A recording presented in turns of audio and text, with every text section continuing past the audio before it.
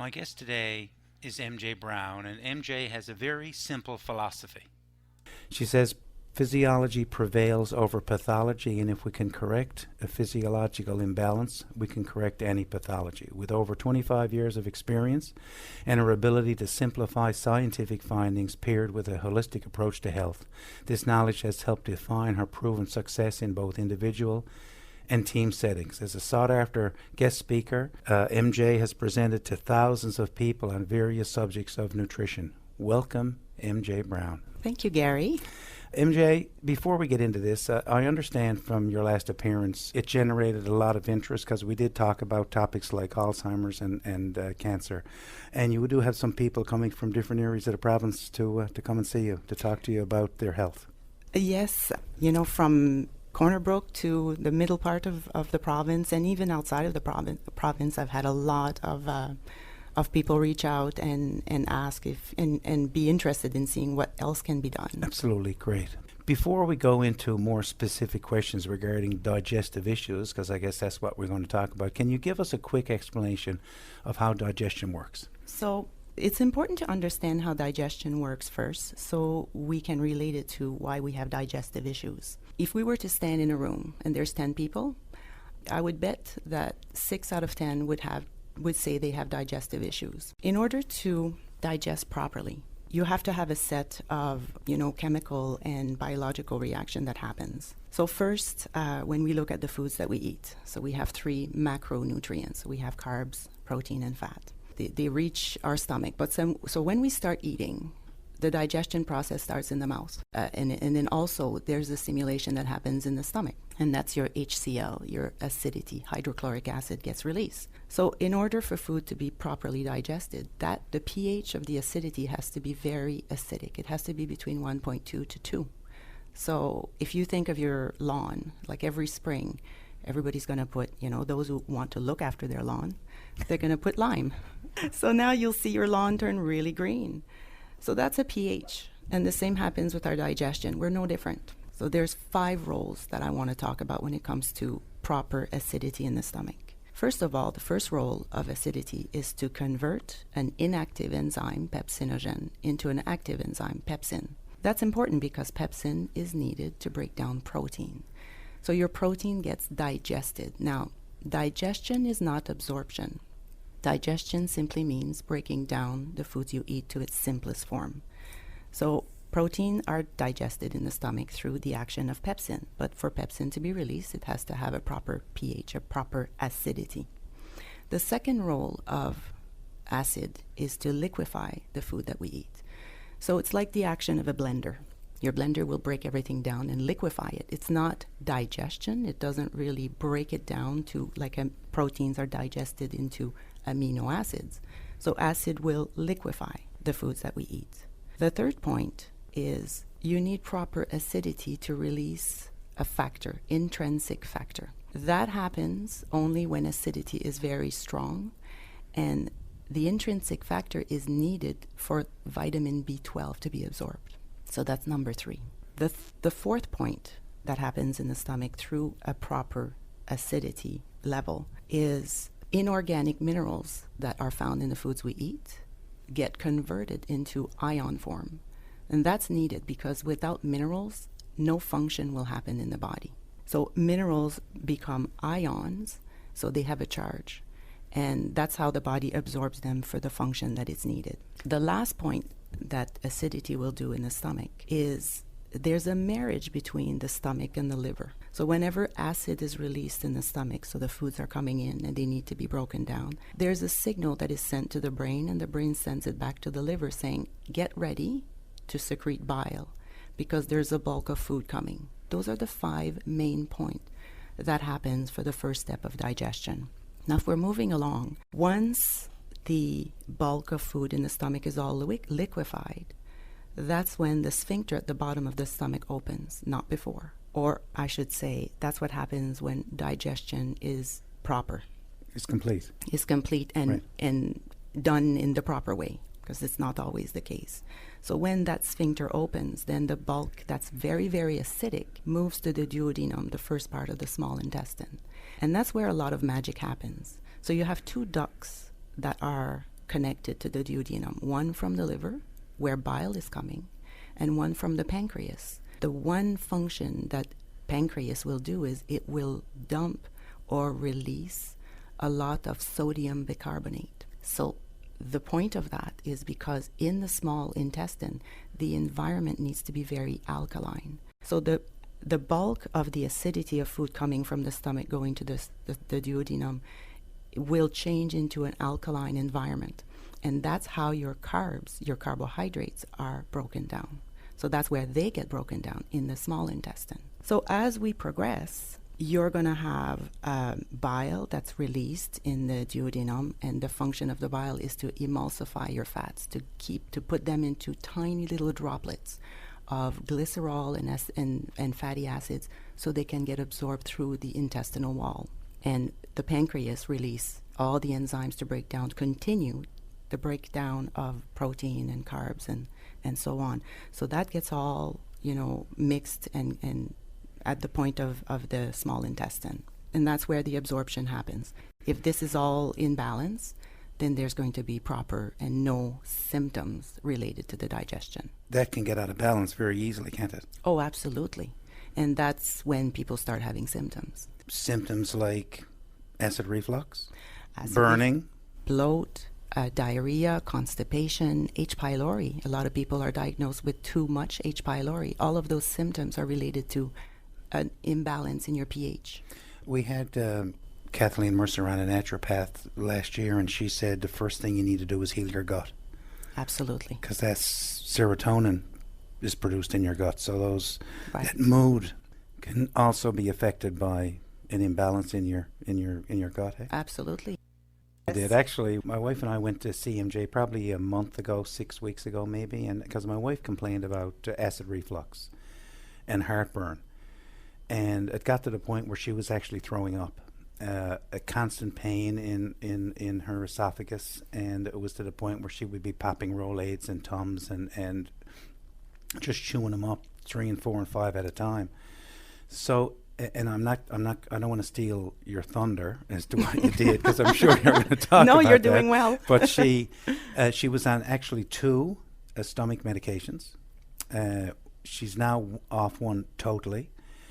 She's ready to get off the second one, and she has had not one issue with acid reflux or stomach problems since probably, and it was pretty well immediate. It was certainly within less than a week. Wow. That it's not, and she didn't, and all of a sudden she'd say, Gary, I haven't had any issues with acid reflux, and I think, and it was almost like a miracle to her. You could see she's felt so much better about herself, Right. Anyway, Well, people suffer. sorry to butt in, but No. I mean, people suffer with acid reflux, and that's why, it starts with.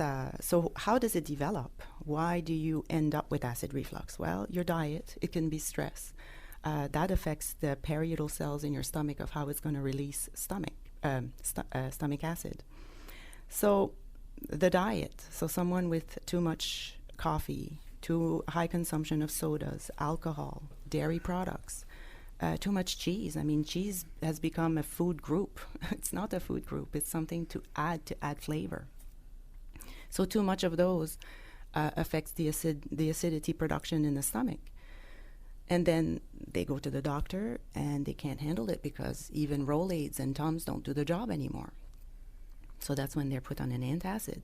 It can be Periot, omeprazole, Nexium, Tecta, Dexilent. There's so many different ones. But so they're put on an antacid, something to stop acid production. that's not good. Well, if you look at what happens in the stomach, 90%, and I'm going to say it again, 90% of acid reflux is due to low acid production, not high acid production. So you don't have too much acid. You have too little. So when you go on an antacid, you're compounding the problem. You're making it worse.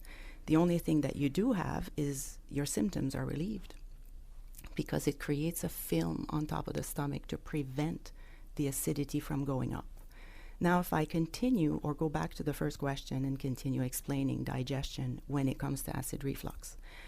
So you have your food comes into your stomach. So you have your chicken, potatoes again, and vegetables, and they're all there, and they start being broken down. So if you don't have enough acid, all that food stays in your stomach longer than it should. Bloating. Well, the bloating part is because you're supposed to have your protein broken down in your stomach with pepsin, the enzyme that gets triggered by acid.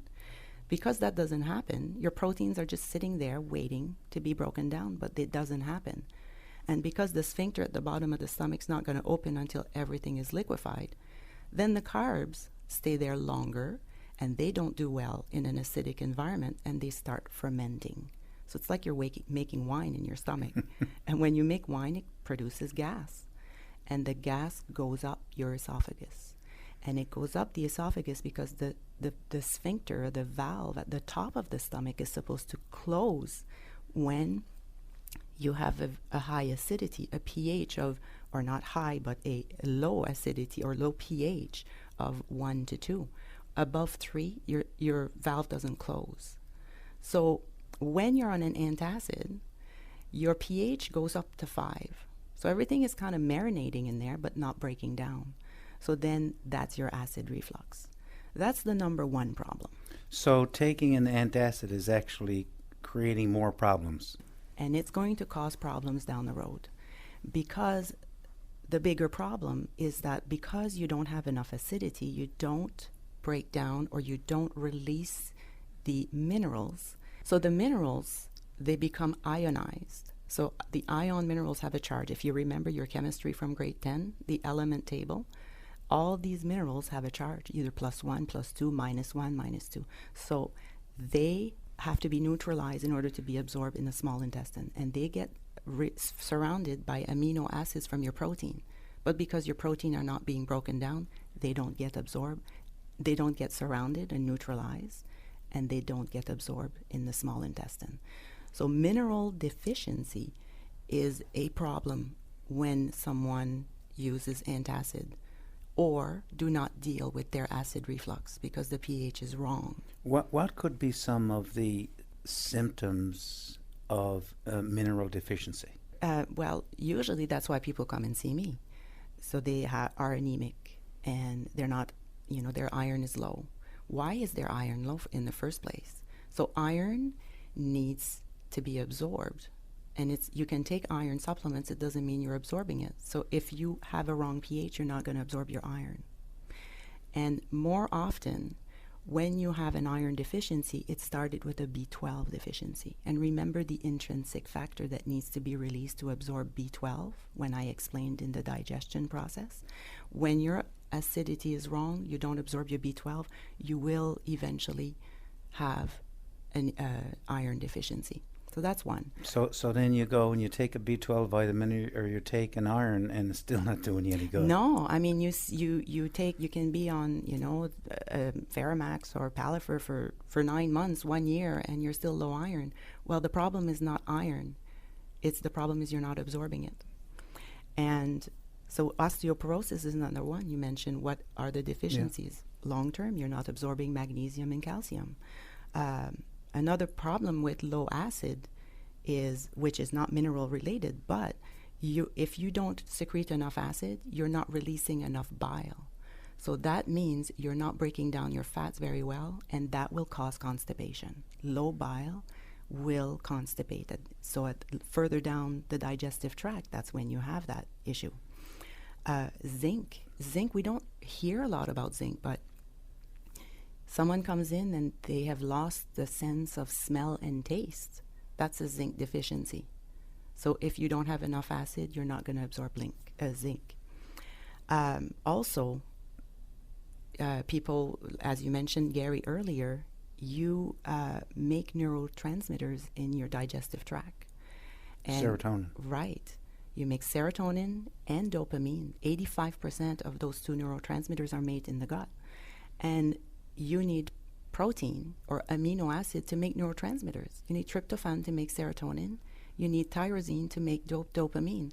And if you don't break down your protein in your stomach, you don't make those. They're not available to make your neurotransmitters. So you're not feeling very well. You're down. You may be a little bit anxious, instead of, reaching for that anti-anxiety medication, which many people are put on, starting with the root of the problem, which is healing your gut, is probably the first thing you would do from a holistic standpoint, isn't it? Yes, absolutely.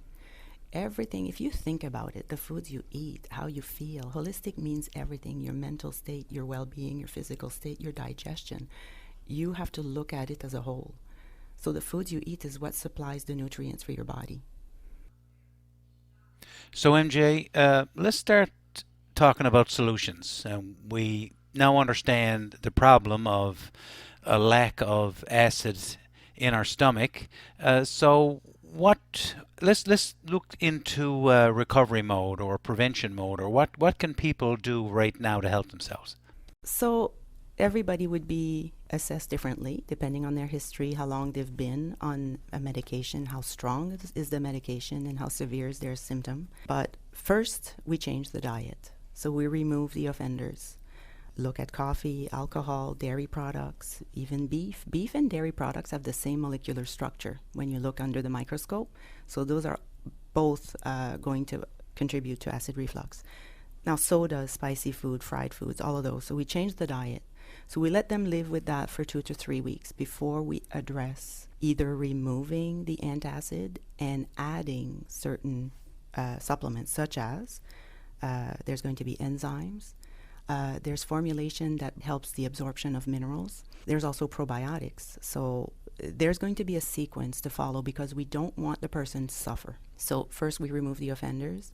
Then we include some enzymes and some products for them to start digesting, and also supplements to start the periodal cells in your stomach to start producing acid. Good old apple cider vinegar. That's one part of the protocol. My wife takes that every day. Yeah, and there are so many different functions of apple cider vinegar, and one of them, because apple cider vinegar has a pH of 2, very acidic, so that will help the digestion.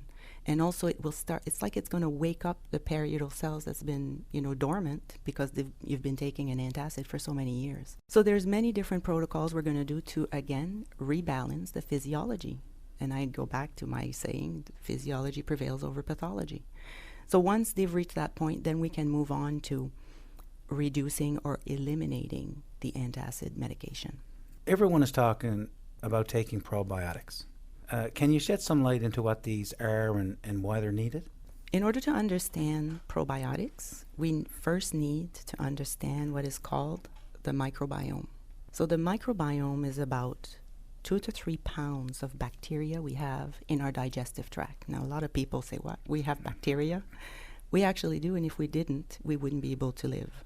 They make everything happen. And there's different strains of bacteria. So you have good bacteria, you have yeast, you have fungi, and they all live in harmony until they don't. And they're there for a reason. The microbiome digests your food, control your appetite, control your metabolism. So people who can't lose weight, we look at the microbiome to rebalance it.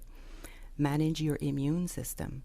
It influences your mood. As we mentioned earlier, it makes your neurotransmitters. It also makes certain vitamins. Now, 90%, this is interesting, 90% of our cells in our body are non-human.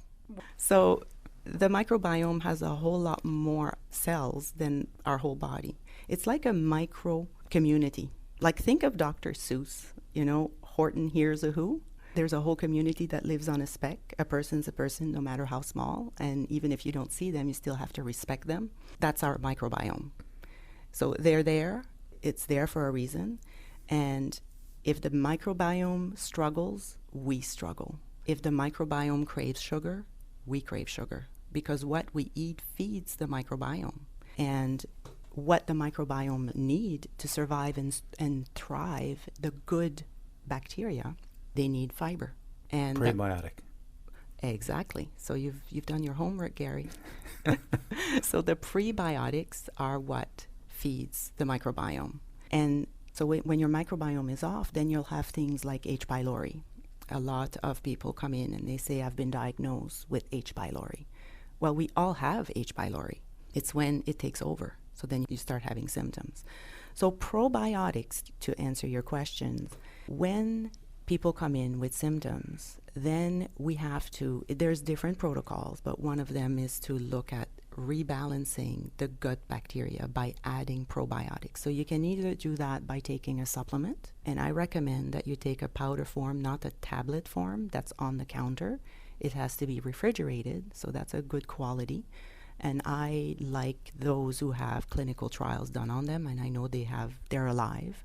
You can also take probiotics in the foods you eat, such as you have miso, kombucha, kimchi, sauerkraut. I mean, I always tell my clients, take 1 tablespoon of sauerkraut with supper once a day, just to keep the microbiome or the probiotics in a good level.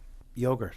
Right. So yogurt, that's one that I'm not quite a fan unless they change their manufacturing, process. Because put it this way, the product that we have on the market, the probiotics in there are all dead. They're not doing a whole lot of a goodness. And I always say too, there's the refrigeration, having a refrigerator was a great thing, but it's also a bad thing, because when that was introduced on the market, we stopped fermenting our food. So the whole gut microbiome, we weren't eating food to keep it balanced. It's not everybody that eats sauerkraut every day. Mm-hmm. So when it comes to the probiotics, that's great, but you have to feed your bacteria, so that's prebiotics. So the prebiotics are as I mentioned earlier, is your fiber. Right. So fibrous food, but more specifically onions, garlic, asparagus, leeks, artichokes. Those are some of the good type of food that your bacteria will feed off and will keep, them in a good level in your gut. You'll hear some talk about some cereals have high fiber. You really need to get your prebiotics from those very specific types of foods? No, as long as it's a good fiber source. I like the natural fibers found in vegetables, Right. obviously. But seeds also will feed the good bacteria. Hemp seed, chia seeds, they'll supply the fibrous component for your foods, for your microbiome to feed off. So MJ, just talk about antibiotics and how they come to play with what you were talking about. Yes, so we've talked about the diet that can compromise the microbiome, the good bacteria in our gut, but more importantly is the overuse of antibiotics. You have all this bacteria that is supposed to be in harmony in your gut, and then you have an infection. Yes, antibiotics are important in acute and emergency care, but it's when you keep having infections, reoccurring infections, and then you use antibiotics on multiple occasions. What happens is the microbiome, the good bacteria, is not balanced, and the symptoms that will come from that is like people are not able to their body is not able to rebalance, so then they keep having reoccurring infections. It can be sinus infections, lung infections, urinary tract infection, yeast infections. Those are all signs that the microbiome is not balanced. Other symptoms, when you have a yeast overgrowth, you will have bloat and gas. It produces gas. And then you have brain fog and fatigue, irritability, sensitivity to perfume, tobacco, and chemicals. You always hear of someone who says, oh, don't wear perfume because I'm sensitive to it. Why? Why does that happen? So all the enzymatic reaction is not balanced because of a microbiome that's not balanced. And also anxiety and depression, as we've mentioned with serotonin production. It's all linked. And then you have uncontrollable sugar cravings. So all from the overuse of antibiotics, because it kills the good bacteria. MJ, great discussion, and I know you've got a lot of people thinking about what they eat and the stomach problems that they have. If anybody wants to get in touch with you, what's the best way to get in contact with you? So they can reach me through my website, which is ascendnl.com, ASCENDNL.com. Thank you, MJ. As always, you've been a wealth of information. Thank you for having me.